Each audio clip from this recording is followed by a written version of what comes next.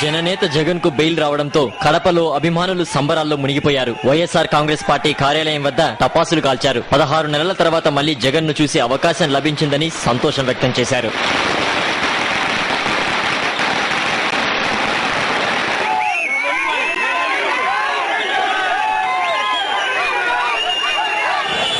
వైఎస్ఆర్ జిల్లా పులివెందులలో సంబరాలు అంబరాన్ని తాకాయి. అభిమానులు, కార్యకర్తలు రంగులు చల్లుకొని కేరింతలు కొట్టారు. జగన్ రాకతో 1000 ఏనుగుల బలం వచ్చిందన్నారు.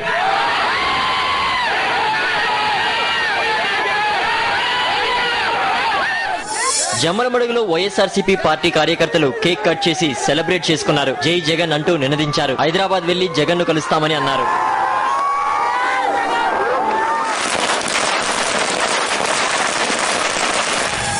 అనంతపురం జిల్లాలో అభిమానుల సంబరాలకు అంతే లేదు. జిల్లా వ్యాప్తంగా పండగ వాతావరణం నెలకొంది. ఎటు చూసినా జగన్ నినాదమే దర్శనమిచ్చింది.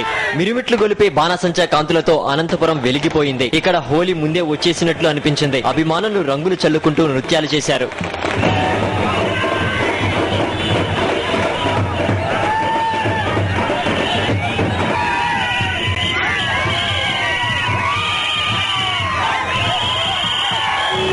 జననేతకు బెయిల్ రావడంతో అనంతపురం జిల్లా పెనుగొండ కార్యకర్తల్లో ఉత్సాహం ఉరకలేసింది. పట్టణ వీధులన్నీ వైఎస్ అభిమానులతో నిండిపోయాయి. ఎటు చూసిన డప్పు వాయిద్యాలు, నృత్యాలే దర్శనమిచ్చాయి.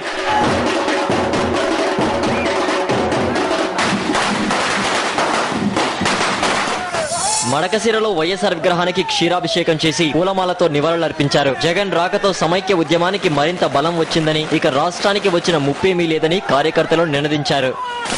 రాప్తాడులో జగన్ అభిమానులు వైఎస్ఆర్ విగ్రహానికి పూలమాలలు వేసి సంబరాలు చేసుకున్నారు. బైక్ ర్యాలీ నిర్వహించారు. వీధులన్నీ జగన్ అభిమానులతో నిండిపోయాయి.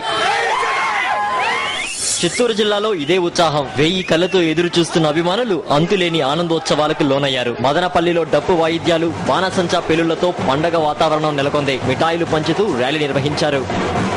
కర్నూలు జిల్లా డోన్లో హోలీ అప్పుడే వచ్చినట్లు అనిపిస్తోంది. బెయిల్ వచ్చిందన్న విషయం తెలిసిన మరుక్షణమే రంగులు చల్లుకుంటూ అభిమానులు నృత్యాలు చేశారు. బాణసంచా కాల్చుతూ ర్యాలీ నిర్వహించారు.